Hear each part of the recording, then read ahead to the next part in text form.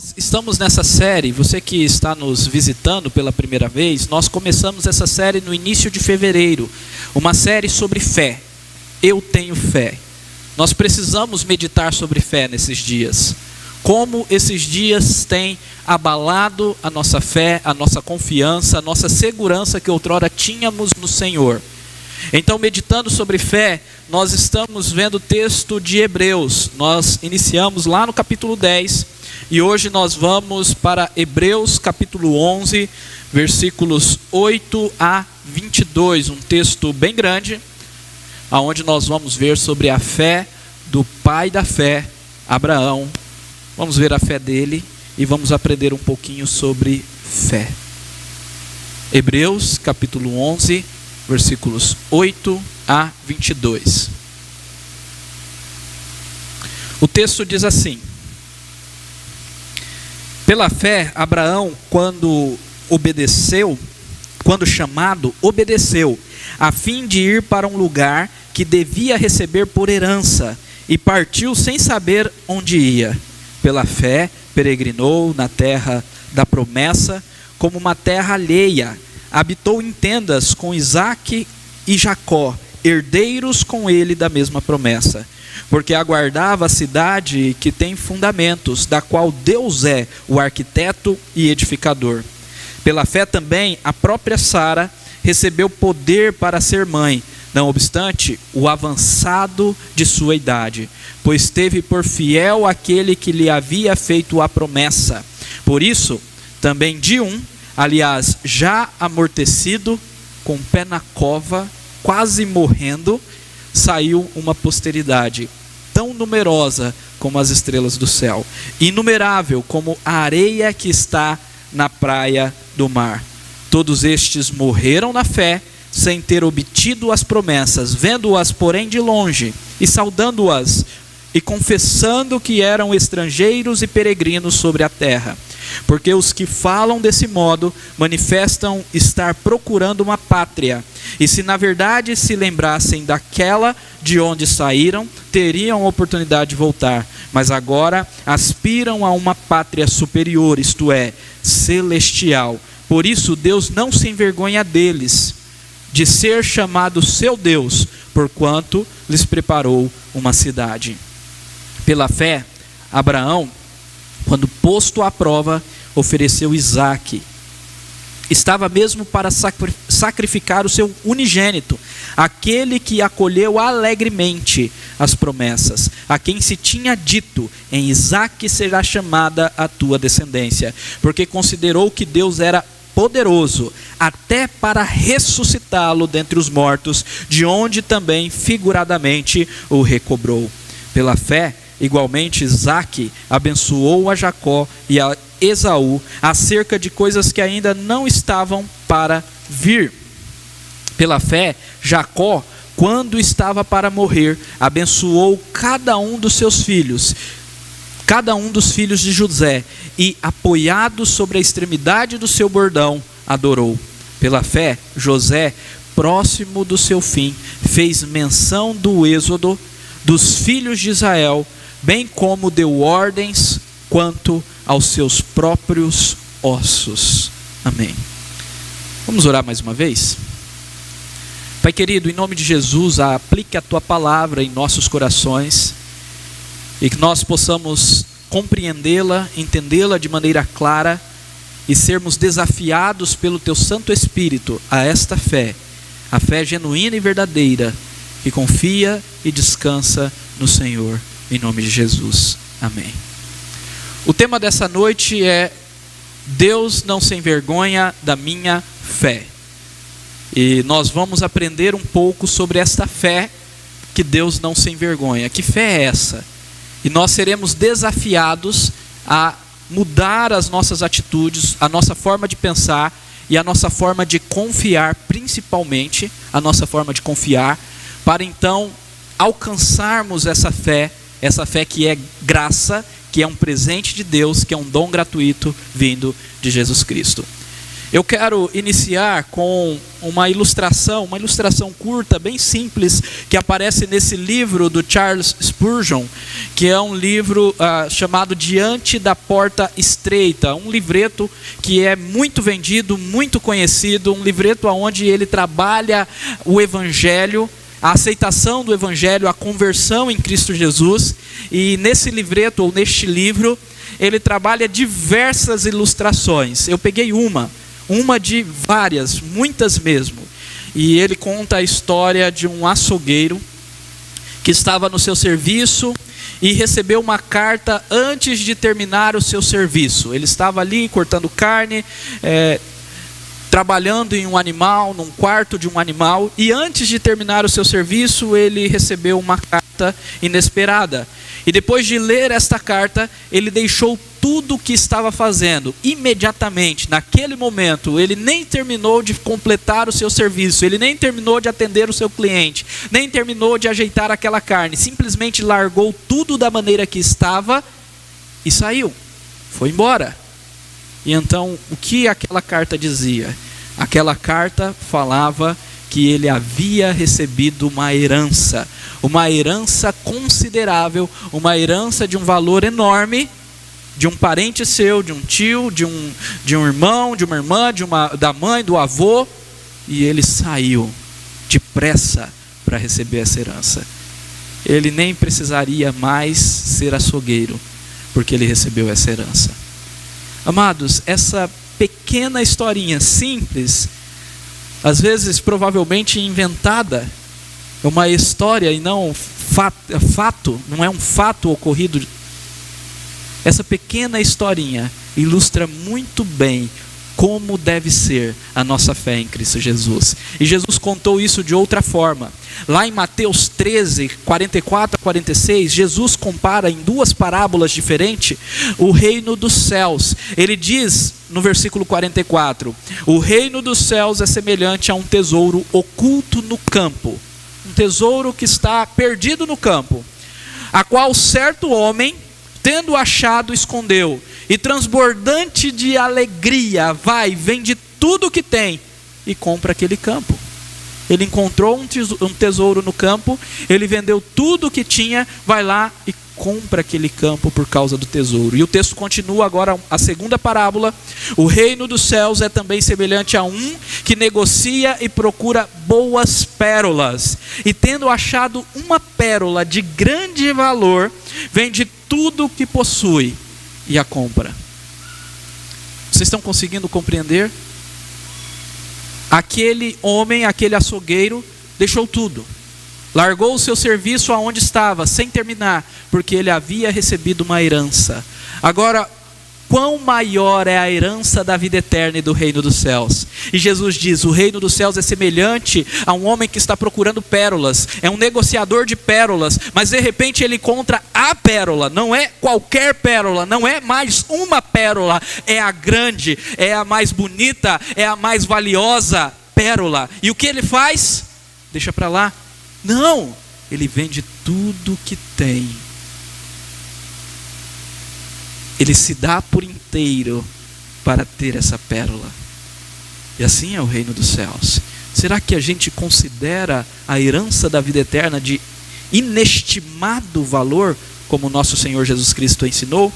Isso tem tudo a ver com o que nós vamos falar hoje. Tudo a ver com a atitude de Abraão, que pela fé obedeceu quando o Senhor prometeu algumas coisas para ele. Mas nós vamos ver daqui a pouco.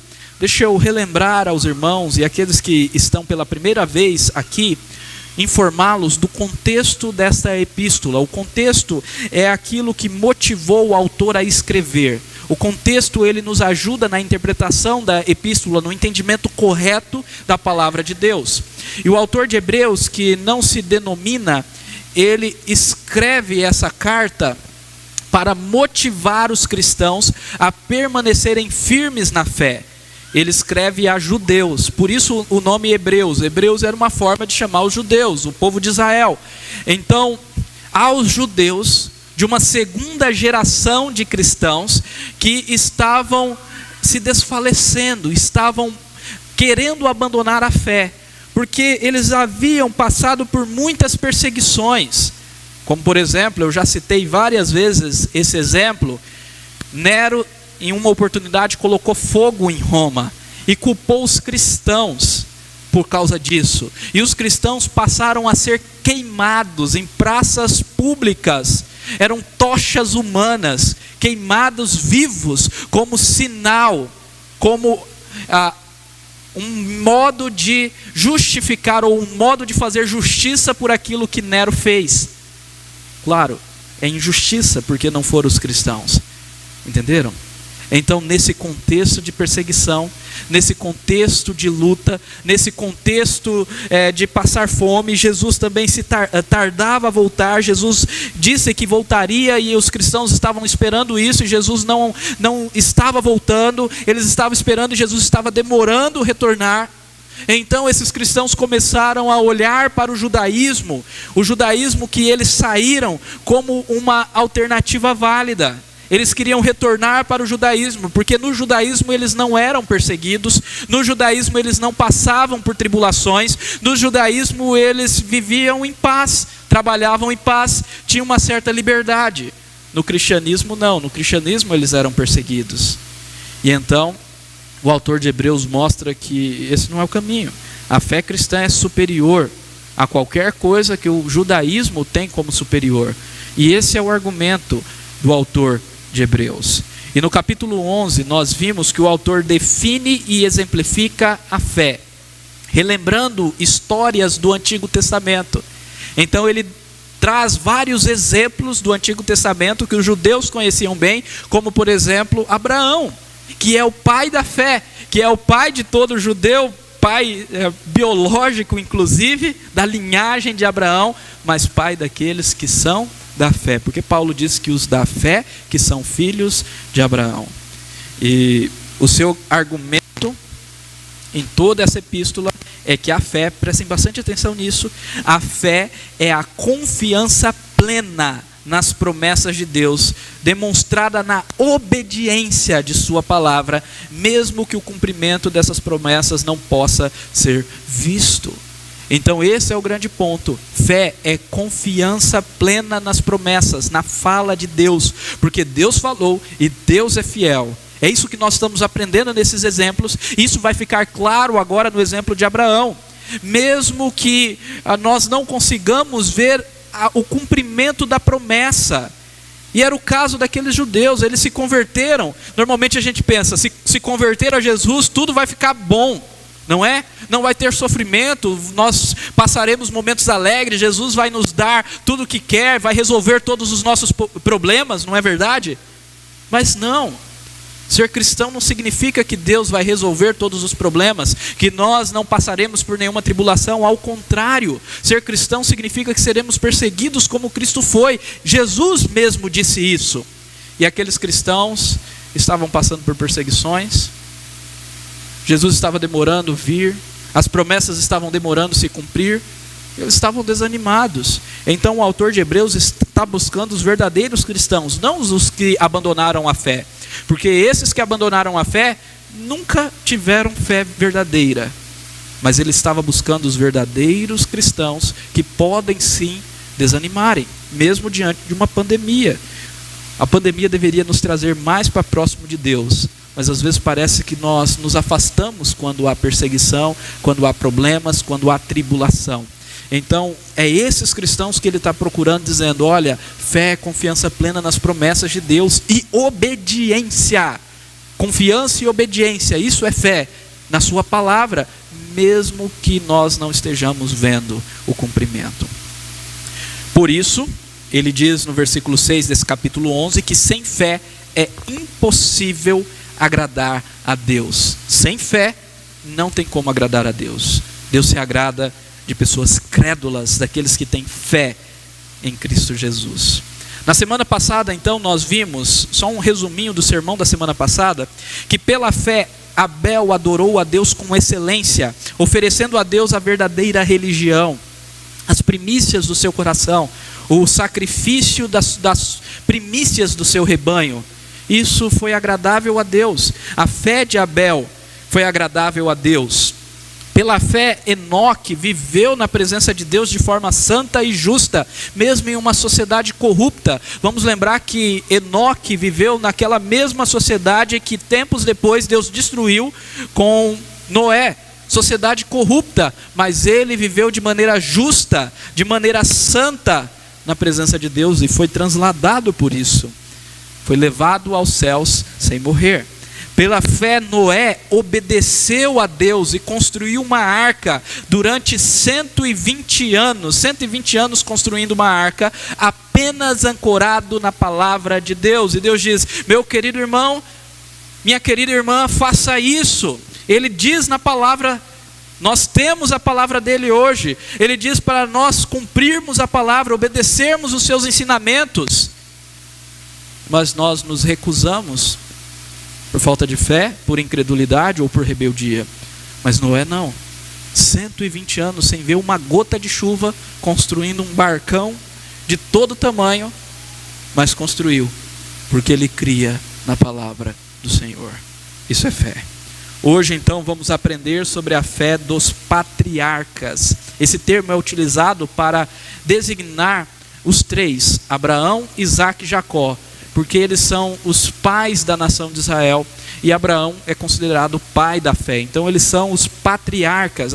As histórias deles, inclusive, se assemelham muito, parecem muito uma com a outra. Então Abraão, Isaque e Jacó, os patriarcas, os quais Deus não se envergonha de ser chamado Deus deles. E esse é o ponto aqui. No versículo 16 diz que Deus não se envergonha de ser chamado Deus de Isaque, o Deus de Abraão, Deus de Isaque e Deus de Jacó. E por isso que o tema dessa noite é esse: Deus não se envergonha da minha fé. Nós vamos entender por que Deus não se envergonha de ser chamado Deus de Abraão, Isaque e Jacó, observando a fé deles. E para isso nós vamos analisar esse texto com o intuito de nos motivar a buscar essa fé em Cristo Jesus. Como eu disse, meus irmãos, essa fé é um presente da graça do Senhor. Você nunca pode pensar que você vai conquistar pela sua própria força, mas Cristo pode te dar à medida que você se submete a Ele. Então, Deus não se envergonha da minha fé. Quando? Primeiro, quando confio nas promessas de Deus e obedeço a sua palavra. Eu já falei sobre isso, que fé é confiar nas promessas e obedecer a palavra. Isso está muito claro aqui nos primeiros versículos. Olhem comigo. Pela fé, Abraão, quando chamado, obedeceu, a fim de ir para um lugar que havia de receber por herança, e partiu sem saber aonde ia. Se assemelha muito à história do açougueiro que eu iniciei. O açougueiro recebeu um bilhete dizendo que ele tinha recebido uma herança, e ele foi embora. Abraão igualmente. Agora Abraão não recebeu um bilhete, Abraão recebeu uma revelação do próprio Deus. Antes então dessa revelação, Abraão, ou Abrão como ele era conhecido, ele não era temente ao Senhor. Ele vivia em Ur dos Caldeus, uma cidade idólatra, e muito provavelmente Abraão também era idólatra, ou Abrão era também idólatra. Ele viveu muitos anos da sua vida até o seu chamado. Ele já estava na velhice e ele vivia na idolatria. E de repente, em um dado momento, Deus se revela para Abraão e diz: Abraão, sai da tua terra, da tua parentela, e vai para o lugar que eu ainda te mostrarei, e de ti farei bendita todas as nações, e você terá uma descendência numerosa. E Abraão, o que fez? Deixou todos os seus ídolos, deixou toda a sua parentela, a sua casa, os seus bens, pegou o seu pai, pegou o seu sobrinho, pegou a sua esposa. Vamos para o deserto, vamos ser errantes nesse deserto. E Deus não disse para onde ele ia. Vocês já pensaram nisso? Uma coisa é falar: sai daqui e vai para ali. Outra coisa diferente é: vai para um lugar que você não sabe e que eu não vou te revelar. Eu ainda vou falar quando você chegar lá, mas agora você não vai saber. Só vai. E Abraão creu na promessa do Senhor. Por isso ele é chamado de o pai da fé. Ele entendeu que aquilo que estava sendo revelado ali era superior, infinitamente superior, toda a sua vida, toda a sua experiência. Ele entendeu que Deus estava prometendo a ele uma herança eterna. E mais, ele entendeu que aquele que estava se revelando era o Deus verdadeiro. Isso é muito importante, meus irmãos, porque naquela região, naquela época, existiam vários deuses, deuses falsos, claro, logicamente, mas vários deuses que eram adorados, idolatrados, e Abraão compreendeu pelo ato da fala de Deus, pelo ato da revelação maravilhosa do Senhor, que aquele Deus que lhe falava era o Deus verdadeiro, o Deus genuíno. E então ele ouviu a voz de Deus e obedeceu. Claro, meus irmãos, essa experiência de Abraão é só de Abraão. Hoje Deus fala conosco através da sua palavra, da pregação do evangelho, a palavra que está escrita. Não precisamos e não podemos ficar esperando revelações de anjos ou o sobrenatural, se Deus já está falando de maneira sobrenatural, sim, por meio da sua palavra e através do seu Espírito Santo em nosso coração. Ou não é assim? Você que já se converteu a Jesus, você um dia de repente entendeu a palavra e compreendeu que Deus estava te chamando para algo diferente, para uma vida diferente, para um propósito diferente. Abraão creu e saiu do seu lugar para um lugar que ele nem sabia. E mais, o versículo 9: pela fé peregrinou na terra da promessa, como uma terra alheia, habitando em tendas com Isaque e Jacó, herdeiros com ele da mesma promessa, porque aguardava a cidade que tem fundamentos, da qual Deus é o arquiteto e edificador. Abraão, Isaque e Jacó viveram como peregrinos.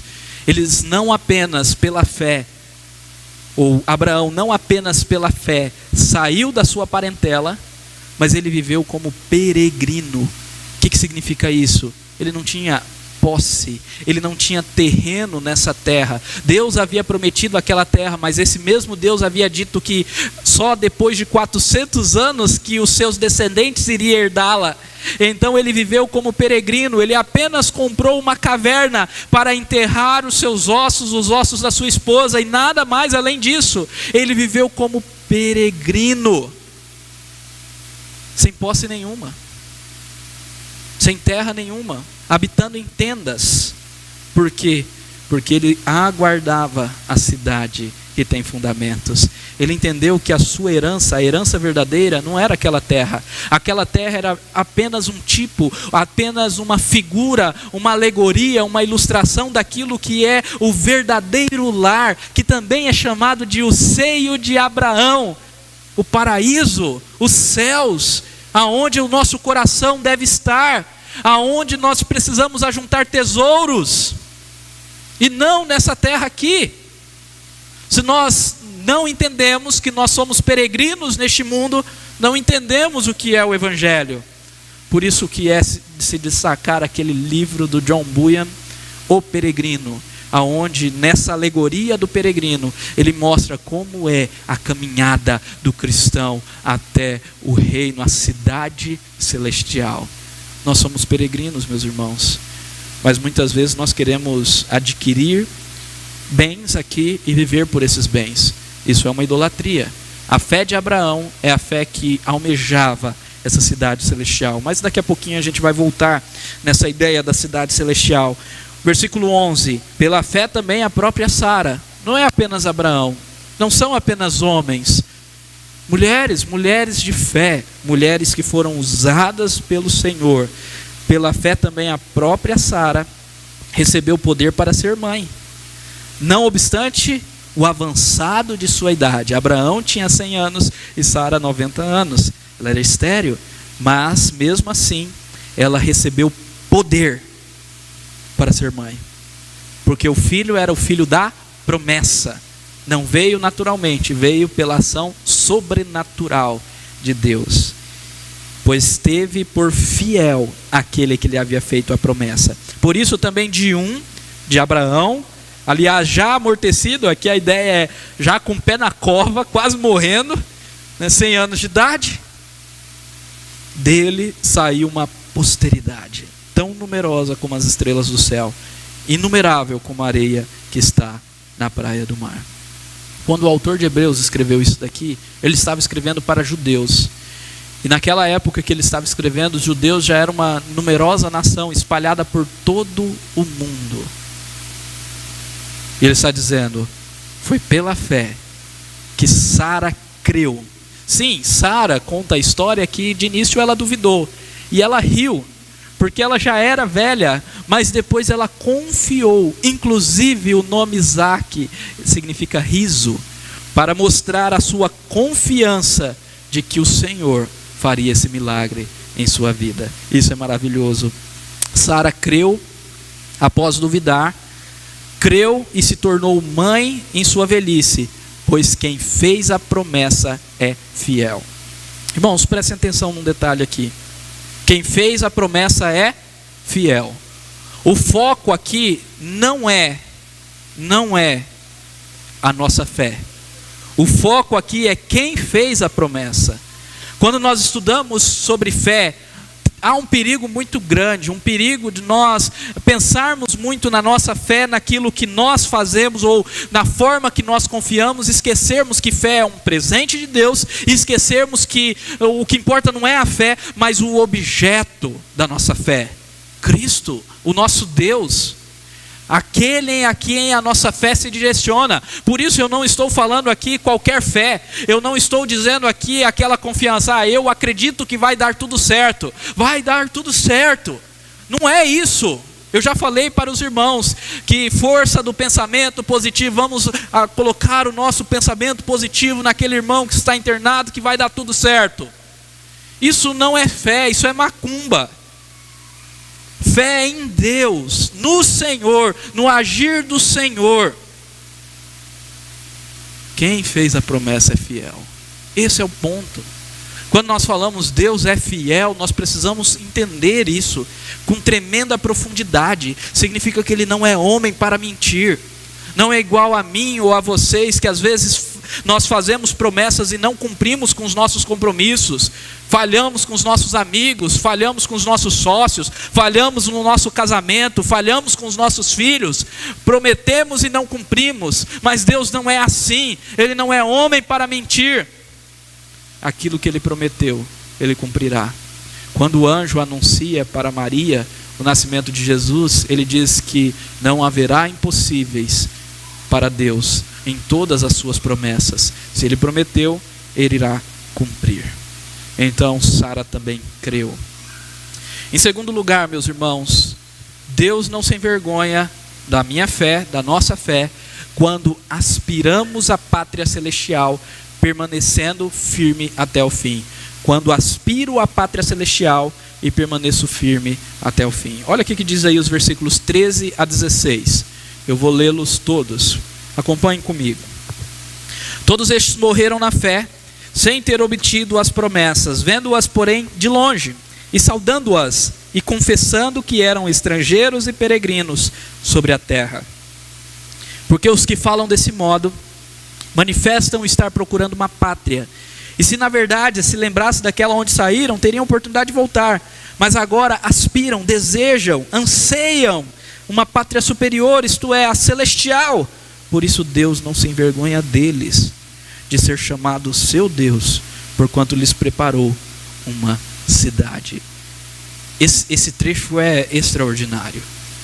Esse trecho diz uma coisa que nós muitas vezes não notamos, é que Abraão, Isaac e Jacó, estes que são chamados de patriarcas, aqueles que foram os pais da fé, eles receberam uma promessa de ter aquela terra como herança, mas eles morreram antes dessa promessa se cumprir. Às vezes, isso acontece,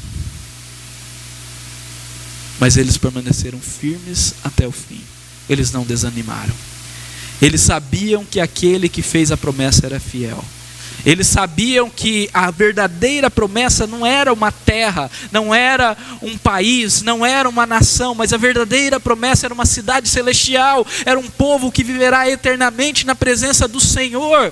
Então eles almejavam, eles desejavam a pátria celestial e viveram como estrangeiros e peregrinos sobre a terra.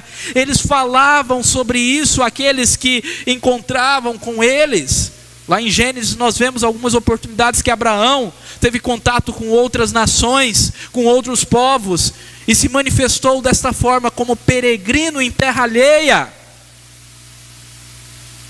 E tudo isso eles fizeram porque aspiraram a uma pátria celestial e superior. Eles não quiseram voltar para Ur dos Caldeus, para onde eles saíram, ou de onde eles saíram. Eles quiseram continuar, mesmo que não fossem receber aquela terra ainda. Mesmo que somente 400 anos depois, como Deus já havia revelado para Abraão, eles continuaram firmes, esperando, porque eles sabiam que a herança eterna era superior. Aleluia. E o texto diz: e por isso, por aspirar essa pátria superior, isto é, celestial, não material, mas espiritual, esse reino eterno, do nosso Rei eterno e imortal Jesus Cristo, por aspirar essa pátria, Deus não se envergonha deles, de ser chamado seu Deus, porquanto lhe preparou uma cidade. Os irmãos, muitos não permanecem firmes. O próprio Senhor Jesus Cristo nos ensinou isso na parábola, por exemplo, do semeador, que há aquela semente que cai entre os espinhos. E essa semente que cai entre os espinhos, as perseguições, os sofrimentos, os prazeres do mundo, tiram essa semente, ou faz com que essa semente não cresça e não frutifique. Mata essa fé. Somente a que cai em terra boa cresce e frutifica. Meus irmãos, muitas vezes, pessoas que se assentam ao nosso lado têm um coração em meio aos espinhos. A semente da palavra que é plantada domingo após domingo está entre os espinhos. E essas pessoas abandonam, se afastam quando há perseguição, quando há demora nas promessas. Nós somos imediatistas, não é verdade? Queremos para hoje, queremos agora, e às vezes demora. As promessas do Senhor demoram a chegar até nós. Às vezes nós vamos morrer e não veremos aquilo que tanto almejamos, como a vinda do nosso Senhor Jesus Cristo. Eu tenho orado, meus irmãos, e tenho acreditado que estamos vivendo já os últimos dias, literalmente, os últimos dos últimos dias, que Jesus em breve voltará. Mas se Ele não voltar e eu morrer, não ver esse dia glorioso da vinda de Jesus ainda vivo, mas ainda assim, eu tenho a promessa da vida eterna, a promessa da ressurreição e a promessa de que estarei neste dia, independentemente de morrer e esse dia ser daqui 200, 300, 400 anos, ainda assim estarei lá e eu confio no Senhor. Então nós precisamos entender isso. É isso que está acontecendo aqui. Eles morreram sem ver a promessa se cumprir, mas eles continuaram confiando. E é interessante porque Jesus, ao falar sobre Abraão, Isaac e Jacó aos saduceus era uma seita hebraica, judaica, que não cria na ressurreição. E Jesus, ao ensinar para esses homens, disse: olha, a Bíblia diz, a palavra do Senhor, o Antigo Testamento, as Escrituras Sagradas dizem que Deus é Deus de Isaac, Deus de Abraão, de Isaac e de Jacó. E Deus não é Deus de mortos, Deus é Deus de vivos. Como vocês não creem na ressurreição? O que Jesus nos revelou é que eles morreram sim, mas não estão mortos, estão vivos, porque Deus não é Deus de mortos. Morreram sem ver o cumprimento material daquela promessa da terra, mas receberam o reino eterno e estão vivos. Vivos. Nós precisamos entender isso, meus irmãos. Quem morre, morre no Senhor, está vivo, não está morto. Por que a morte tem nos desesperado tanto, se nós cremos que se morremos estaremos vivos com o Senhor? Por que temos tanto medo de morrer? Se morrermos estaremos na pátria eterna. Creia nisso. Por isso Deus não se envergonha deles. Deus não se envergonha deles. Aleluia. Olha o que o reverendo Augustus Nicodemos diz. A fé não é uma coisa mágica que faz com que tudo de bom que Deus nos prometeu aconteça em nossa vida quando queremos. O quando queremos é importante. Então a fé não é uma coisa mágica que faz com que quando eu quero, na hora que eu quero, no momento que eu quero, tudo que Deus me prometeu de bom aconteça. Não. A fé, ao contrário, é a capacidade de confiar, de continuar confiando em Deus, mesmo quando tudo dá errado e mesmo quando a promessa dele parece demorada em seu cumprimento. Quando tudo dá errado, quando parece que Deus está demorando em cumprir a sua promessa, você continua confiando? Isso é fé. Em terceiro lugar, Deus não se envergonha da minha fé quando entrego tudo para Deus, até aquilo que mais amo. E agora os versículos 17 a 19, eu vou ler aqui para os irmãos. Pela fé, Abraão, quando posto à prova, ofereceu Isaque. Estava mesmo para sacrificar o seu unigênito,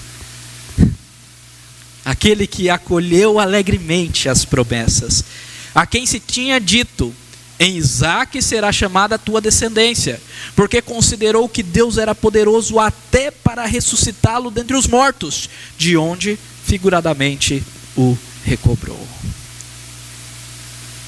Abraão, como exemplo de fé, mais um dos seus atos de fé, ele entregou Isaque ao Senhor. Foi um pedido do Senhor. O Senhor sabia que Isaque era o seu filho amado. Inclusive no texto de Gênesis, aonde nós temos essa passagem, é dito a Abraão, Deus fala para Abraão: pega o seu filho, seu único filho, aquele que tu amas, e oferece para mim. Claro, Deus não iria permitir que Abraão matasse aquela criança. O propósito não é a morte daquela criança, mas toda essa história, todo esse evento, Deus tem um propósito maior, e Ele pede por pelo menos dois grandes motivos. O primeiro é para trabalhar a idolatria de Abraão. Deus está pedindo: Abraão, entregue o seu filho, aquele que tu amas, o seu Isaque, aquele que o seu coração se apegou. Por quê? Eu quero que o seu coração seja inteiramente para mim, que você me ame acima de tudo, acima do seu Isaque. Já pensou?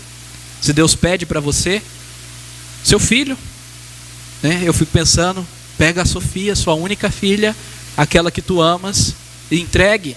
Será que nós faríamos isso? Aqueles que são pais, que são mães. Agora pense em outro, quais são os seus Isaques, né? Pense em outra coisa que você ama, que é ídolo no seu coração. Pegue aquilo que você idolatra, a sua carreira, a sua profissão, o seu título, a sua empresa, e por aí vai.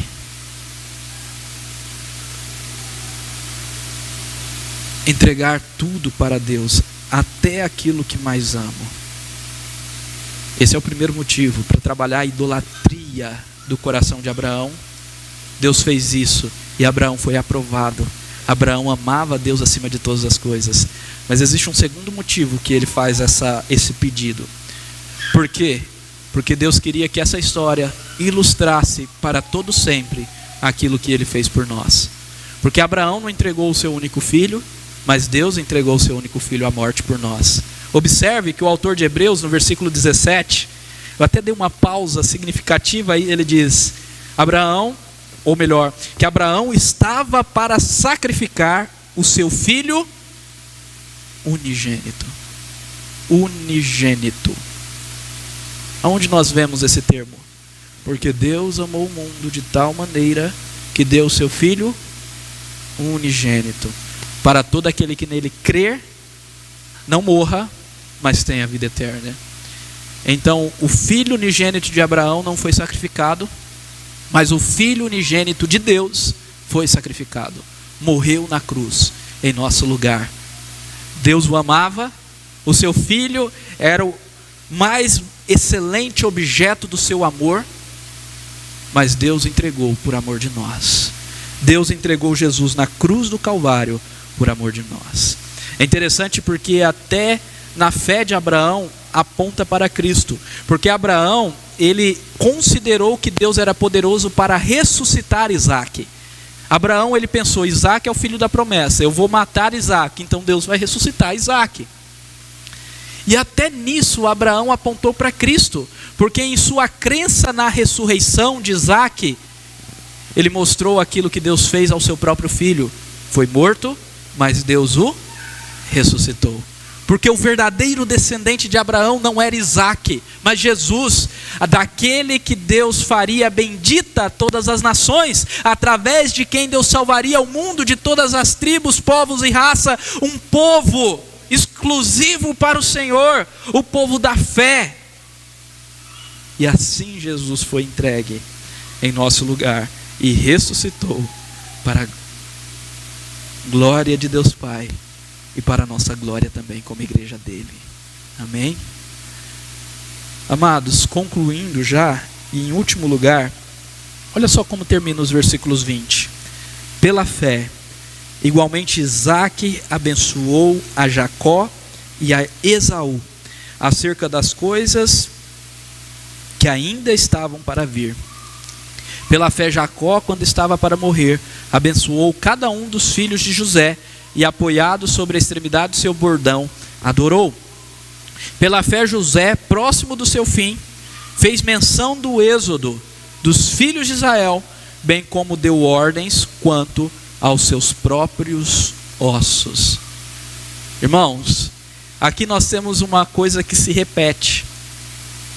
Abraão ensinou Isaque da sua fé, das promessas de Deus. Deus apareceu para Isaque também, reforçou essas promessas, firmou aliança com Isaque.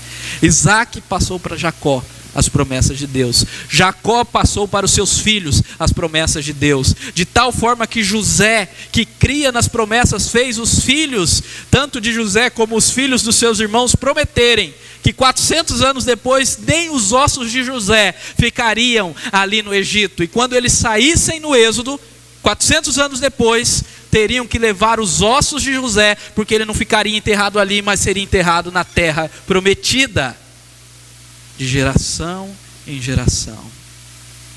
Deus não se envergonha da minha fé, quando eu não me envergonho da minha fé, quando eu transmito a minha fé para a próxima geração, de geração em geração, do pai para o filho, até chegar à terceira, quarta geração e várias outras gerações, 400 anos na certeza das promessas do Senhor. Você tem se envergonhado da sua fé? Olha aqui que Jesus disse nesse texto: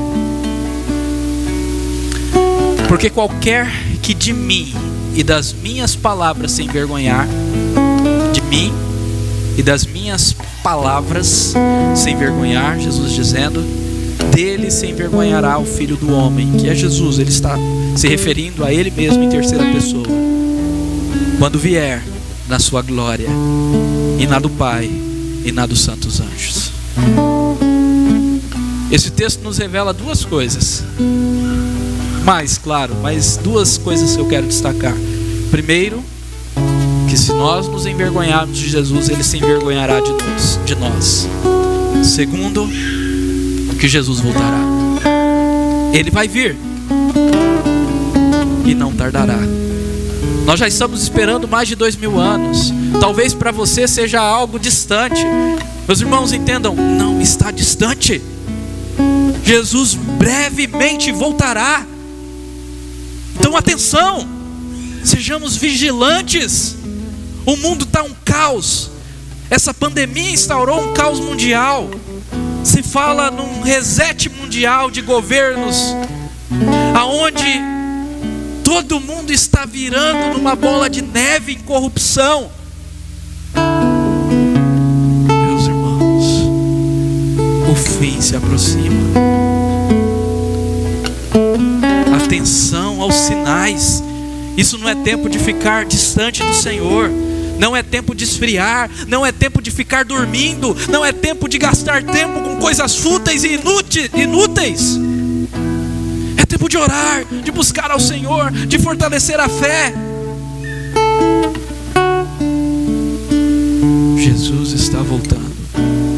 E aquele que se envergonhar dele e da sua palavra, ele se envergonhará.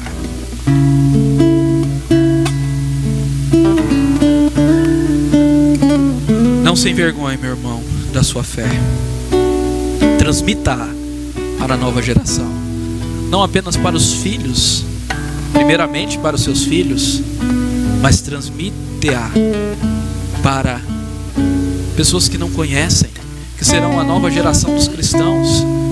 Adolescentes, crianças, jovens, casais, homens, mulheres, a terceira geração, os idosos.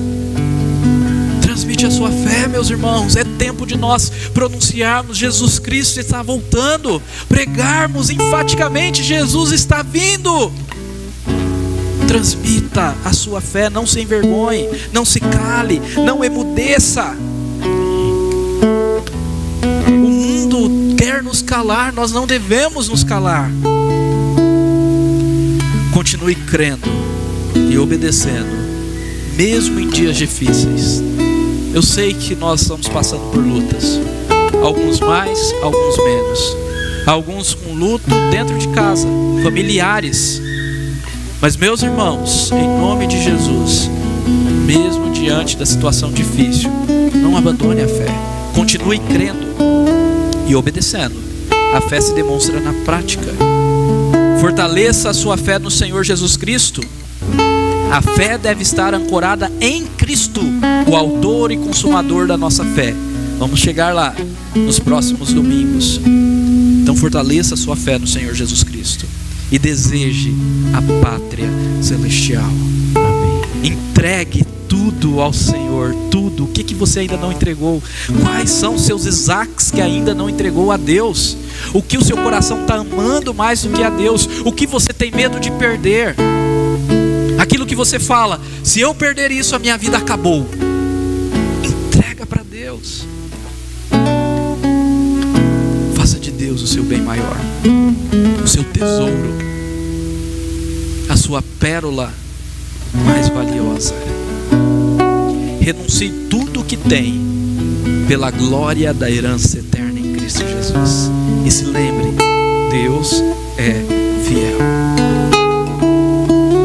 E por último, descanse totalmente em Cristo, e certamente Deus não se envergonhará da sua fé. Eu poderia colocar aqui: confie inteiramente em Cristo e Deus não se envergonhará da sua fé. Também é verdadeiro. Mas o grande ponto aqui é que não é algo que eu faço por mim mesmo. É muito mais um descansar. E Cristo fará em mim. O Espírito Santo fará em mim. Porque é graça. Quando Jesus morreu na cruz, Ele também comprou a fé para nós. E por isso também a fé é um presente de Deus. Nunca se esqueça disso. Também a fé é um presente de Deus. Por isso descanse totalmente, inteiramente em Cristo. E certamente Deus não se envergonhará da sua fé. Eu estou trazendo sempre hinos do nosso inário Novo Cântico, o inário da Igreja Presbiteriana do Brasil, para nós meditarmos. E esse hino nós já cantamos no decorrer dos cultos deste mês de fevereiro. E eu quero relembrar a letra e algumas estrofes com os irmãos. O coro diz assim: a minha fé e o meu amor estão firmados, alicerçados no Senhor. Estão firmados no Senhor. E olha só: se não lhe posso a face ver, nós não vemos Jesus face a face fisicamente, mas pela fé eu vou viver. Em cada transe a suportar, eu hei de nele confiar.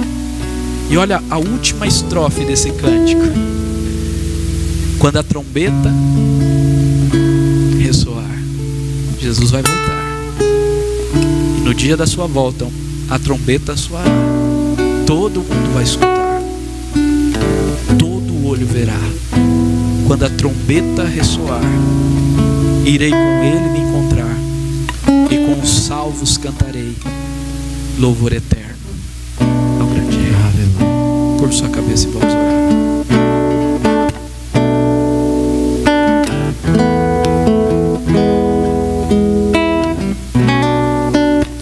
Sei que os teus olhos, sempre atentos, permanecem em mim.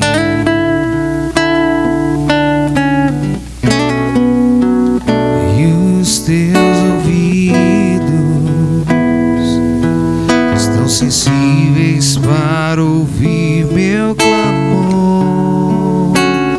Posso até chorar,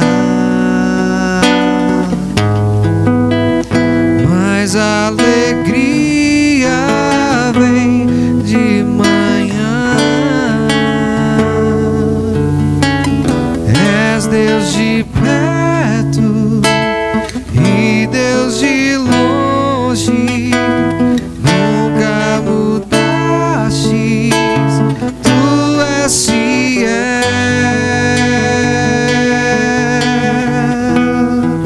Coloquemos de pé, meus Deus de amados. aliança, Deus de promessas, Deus que não é homem pra mentir. Tudo pode passar, tudo pode mudar, mas tua palavra vai se cumprir. Aleluia, Senhor. Obrigado, ó Pai, porque o Senhor é fiel. Nós temos fé em Cristo, Senhor, nosso Deus, que nos prometeu a vida eterna. Mesmo que no mundo passemos por tribulações, nos prometeu a vitória em Cristo Jesus, porque Cristo já venceu. Aleluia. Confiamos e nos entregamos inteiramente ao Senhor. Nos ajude, ó Deus, na nossa fraqueza, na nossa falta de fé, no nosso desânimo, no nosso afastamento do Senhor.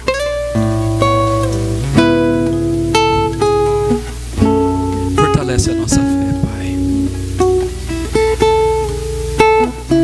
Consagre os nossos corações a Ti, inteiramente e completamente. Que o nosso amor seja voltado, acima de tudo, ao Senhor, à Sua glória. Em nome de Jesus. E agora, irmãos, que a graça e a paz do nosso Deus, as santas consolações do Espírito e o amor de Cristo, o amor que nada pode nos separar dele, porque Cristo Jesus morreu na cruz em nosso lugar e nos comprou por um preço altíssimo, seja sobre vós, povo do Senhor, hoje, para todo sempre.